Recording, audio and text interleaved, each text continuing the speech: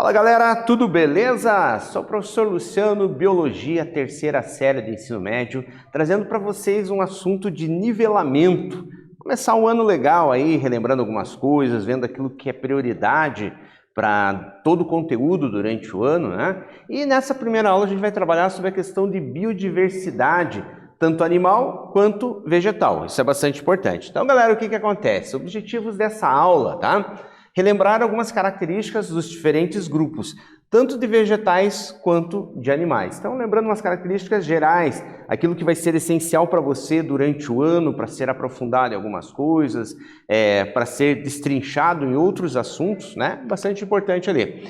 Então, antes a gente sempre traz um texto, alguma coisa aqui para a gente pensar um pouco, né? É interessante você ter essa prática na tua vida de ler reportagens, né? Principalmente terceiro ano, ano de vestibular, né? Então você precisa ter alguns elementos que vão te facilitar para a produção de um texto, para, enfim, né? Para ter conteúdo, né? Para desenvolver algum tipo de redação e tudo mais. É hora de nacionalizar a Amazônia e amazonizar o mundo, tá? Então vamos lá. Se a vida é a maior riqueza que existe, o Brasil é o país mais rico do mundo, tá? Segundo a Gross Primary Product, que mede a síntese de matéria orgânica gerada a partir da água, luz e ar, ou seja, por meio da fotossíntese, quanto que é produzido a partir dali. Já devastamos uma área igual a 2 Alemanhas de Amazônia, para que 63% dela fosse ocupada por pastagens de baixíssima produtividade. Quando a gente fala em produtividade, a gente está se referindo à produtividade lá de fotossíntese, né, de oxigênio e tudo mais, né? E outros 23% fossem abandonados segundo dados do INPE e também do Embrapa. Beleza. Desmatamos para ficar mais pobres, então no sentido ecológico da coisa, a gente desmatou, ganhou-se dinheiro, né, em desenvolver áreas agrícolas, tá? Talvez até áreas para moradia, para indústrias, mas ficamos mais pobres a nível de qualidade de vida, tá? Permitimos que alguns se apropriem de riquezas que são de todos os brasileiros. O ouro, a madeira, as terras, não pagam impostos e ainda deixam a conta do estrago. Proteger a Amazônia antes de ser coisa de gringo é interesse nacional, tá, gente? Então o pessoal critica muito, o que os alemães, os europeus e outras nacionalidades ali se preocupam tanto com a Amazônia. A Amazônia é nossa aqui, tá do nosso lado, eles se preocupam lá. Mais do que isso, gente, vamos pensar assim, nós devemos ser os maiores preocupados com isso, tá? Então é interessante você analisar isso, não vamos aprofundar muito, senão não dá tempo. Você pode acessar aqui pelo QR Code, que você vai lá, ler essa reportagem na íntegra, tá? Discute com seus colegas, é importante você debater essas questões, tá? Leva para o teu professor em sala de aula, para que seja aprofundado esse assunto, porque daqui saem vários elementos, tá, gente? Então, extremamente importante. Sem o bioma, a temperatura média subiria cerca de 0,25% no planeta, mas saltaria no Brasil de 2 graus de temperatura a mais do que o normal ali. E isso já causaria um grande desequilíbrio ecológico, tá, gente? Onde também se perderia 25% das chuvas, tá? Com a perda das chuvas, inviabiliza a agricultura, a geração de energia, tá? O grande potencial do Brasil é o da biodiversidade, tá? Diz o cientista Carlos Nobre. Sistemas agroflorestais com açaí podem render anualmente até cerca ali de $1.500 por hectare, enquanto o gado fica em torno ali mais ou menos de 100 dólares por hectare. Então, quer dizer, é uma diferença enorme ali. Então, dá para analisar do ponto de vista da biologia, do ponto de vista da química, da matemática entrando na parte de economia, da sociologia. Então, é um assunto bem interdisciplinar, tá? Então, vamos entender, galera, o que é a chamada biodiversidade que a gente tanto fala ali. Bio, a gente já sabe que significa vida, tá? A biologia, né? Bio, vida. E diversidade significa variedade. Variedade de espécies e seres vivos, né? De um modo geral. Então, a biodiversidade ou diversidade biológica compreende a totalidade de variedade de formas de vida que podemos encontrar na Terra, em todos os ambientes, na água, no ar, nas montanhas, no solo, tá? Então, em diversos momentos ali. A biodiversidade compreende 3 grandes níveis: a diversidade genética, a diversidade orgânica e a diversidade ecológica. Então, a gente amplia esse conceito para outras vertentes aqui, tá? Então vamos lá, gente, vamos pensar o seguinte, né? Em termos de diversidade de plantas. Então nós temos o reino plant, tá? O reino plant é dividido nos seguintes grupos, né? Os 4 grandes grupos: briófitas, pteridófitas, gimnospermas e angiospermas, tá? Então tudo começou aqui com a água verde ancestral, tá? Que, passado milhões de anos, foi adquirindo assim, um grupo foi adquirindo ali um embrião multicelular, já deu origem ao primeiro grupinho ali chamado briófitas. Passados alguns milhões de anos, começaram a se desenvolver vasos condutores, a fase do esporófito se tornou dominante e formou o grupo das pteridófitas. Mais para frente, milhões de anos mais para frente, começaram a surgir sementes nesses vegetais, pólen, né, para reprodução, e gerou o grupo das gimnospermas. E por fim, mais recentes, porém milhões de anos, né, mais recente é o modo de dizer, quando surgiram flores, frutos, que deu origem ao grupo das chamadas angiospermas, tá? Então, as angiospermas seriam as mais complexas nesse sentido. É errado você dizer mais evoluída ou menos evoluída. É mais complexa, tá? Porque a evolução acontece ali em todos os níveis, tá? Então vamos lá, gente, fazendo uma comparação entre os 2 primeiros grupos, briófitas e pteridófitas, tá? Então nós temos aqui a questão do gametófito como a fase dominante nas briófitas, tá? E nas pteridófitas o esporófito é a fase dominante.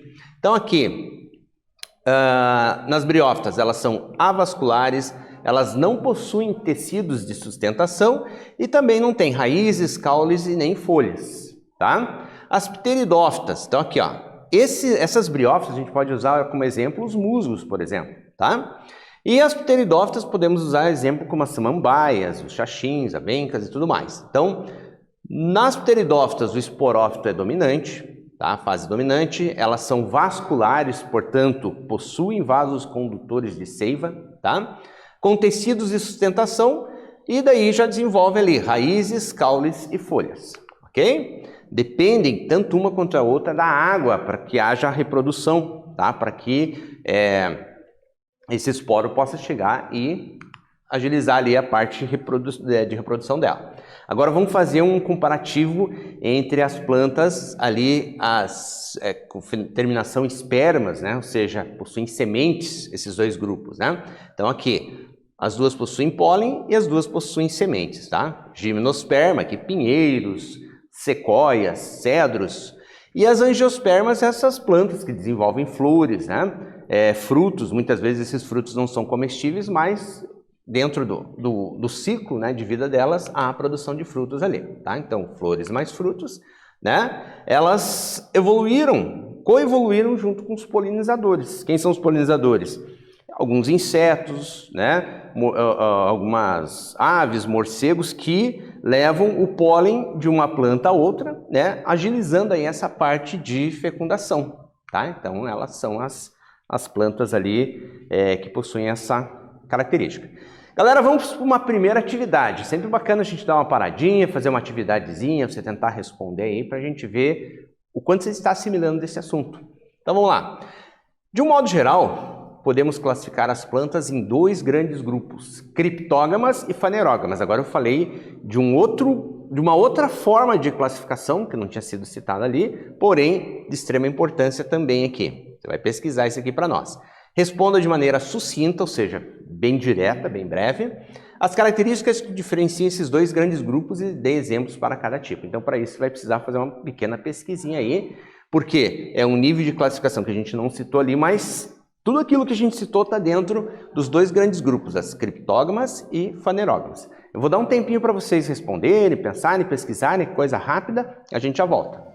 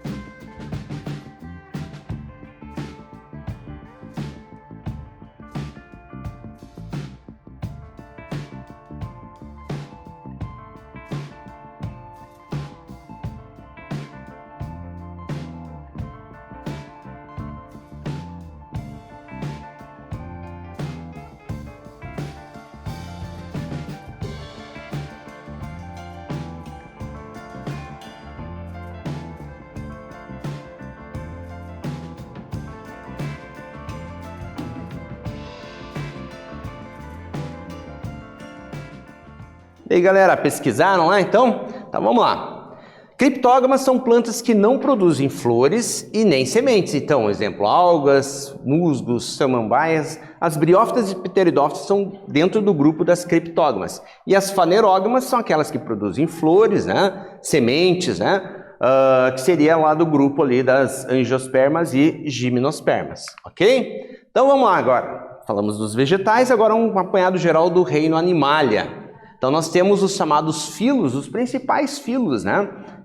Que os próprios livros didáticos trazem de uma maneira mais fácil para a gente classificá-los, né? São poríferos, quinidários, plateumintos, nemateumintos ou nematódios, né? Em alguns livros vai aparecer nematódios, moluscos, anelídeos, artrópodes, equinodermos e cordados. Cada um vai ter a sua particularidade, né? No próprio slide você vai ver que alguns vão desenvolvendo características mais complexas que outras. Então aqui, nesse sentido, os cordados é o grupo que seria o mais complexo de todos ali, ok? Existe ali a questão, não vou aprofundar em cada uma, senão a aula fica muito longa, que é a presença do celoma, o tipo de segmentação corporal, tá? Se eles são protostômios ou deuterostômios, tudo isso pode ser aprofundado depois, embora muitos assuntos já foram vistos na segunda série de ensino médio, ok? Vamos à segunda atividade agora, então, gente, analisando o cladograma. O que é um cladograma? Cladograma, basicamente, é essa organização que a gente faz aqui, ó. E você pode ver que já foi cortada uma parte desse cladograma com os primeiros grupos ali. Analisando o cladograma apresentado no slide anterior e também determine as principais características que definem os animais do filo dos cordados. Então a gente vai vendo por essas informaçõezinhas ali, a gente consegue chegar basicamente ali naquelas características que definem o grupo dos cordados. Nós, seres humanos, né? Os peixes, os anfíbios, répteis, aves, mamíferos, né? Por isso que eu falei dos seres humanos, incluindo dentro dos mamíferos, fazemos parte desse grande grupo dos cordados. Então, pesquisa aí, a gente já volta ali para ver o que você escreveu.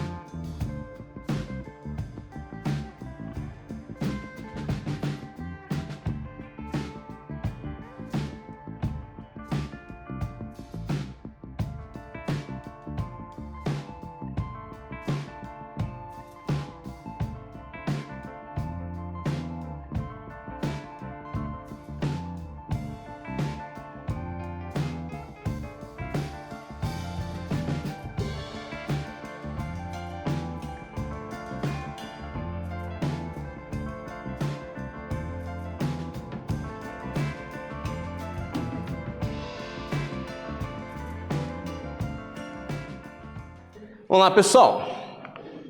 Principais características são triblásticos, tá? Ou seja, o embrião possui 3 folhetos embrionários, beleza? São celomados, ou seja, possuímos o celoma dentro dessas características, são deuterostômios e também possuem notocórdia. O que é deuterostômio?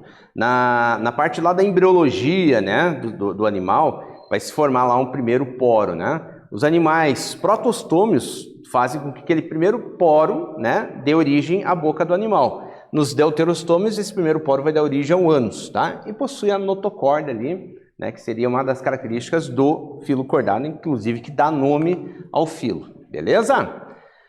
Tipos de crescimento nos animais. Agora, esse gráfico só vai mostrar de uma maneira geral 2 tipos básicos de crescimento, tá?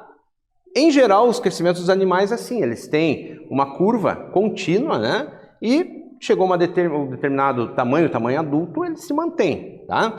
Quando a gente vai falar num grupo especial chamado artrópodes, e aqui aparece um artrópode, insetos, aracnídeos, crustáceos e tudo mais, o crescimento, ele se dá em fases, tá? Então, o que acontece? O animal cresce, aí o que ele vai fazer? Ele tem um exoesqueleto, um esqueleto por fora, então ele vai abandonar o exoesqueleto, como aparece aqui nesse GIF, tá? Abandona o exoesqueleto, cresce fora do ambiente e secreta um novo exoesqueleto. Ele vai se manter por mais um tempo, conforme a espécie também. Faz novo processo de abandono desse exoesqueleto, cresce novamente, né, sem o exo, e depois produz um novo, e assim ele vai fazendo essa troca, essas mudas de exoesqueleto, tá? Nos processos chamados equidíase. Então tem duas grandes formas. Com relação à temperatura corporal, de um modo geral também, tá, gente? Os animais podem ser ectotérmicos, né? Como os peixes, anfíbios, os répteis. A temperatura deles varia de acordo com o ambiente e eles têm um baixo custo metabólico para se manter. Já os animais endotérmicos, como nós, por exemplo, mamíferos, aves, né, têm a temperatura regulada pelo organismo, né? O gasto metabólico acaba se tornando bem maior nesse sentido ali, ok? Atividade 3, pessoal. Os animais vertebrados, de um modo geral, podem ser diferenciados de acordo com a manutenção da sua temperatura corporal, a qual pode ser constante ou variável, conforme o grupo a que pertence o mesmo. Como podemos diferenciar esses 2 grupos? É aquilo que eu acabei de falar nos 2 slides anteriores, tá, gente? Bem facinho essa, já voltamos.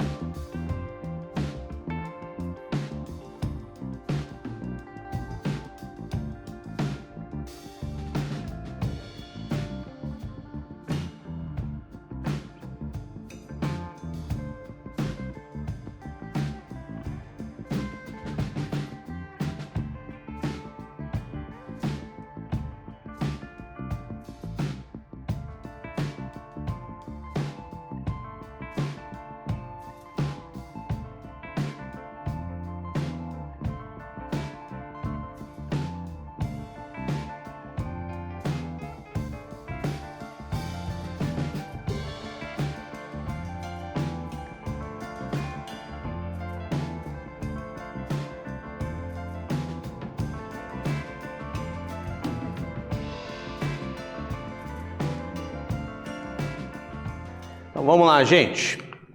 Podemos classificar esses animais como ectotérmicos, onde a sua temperatura corporal varia com o ambiente e demanda de baixo custo metabólico, e os endotérmicos, cuja temperatura é constante às custas de um alto gasto metabólico, tá? Então, ectotérmicos e endotérmicos.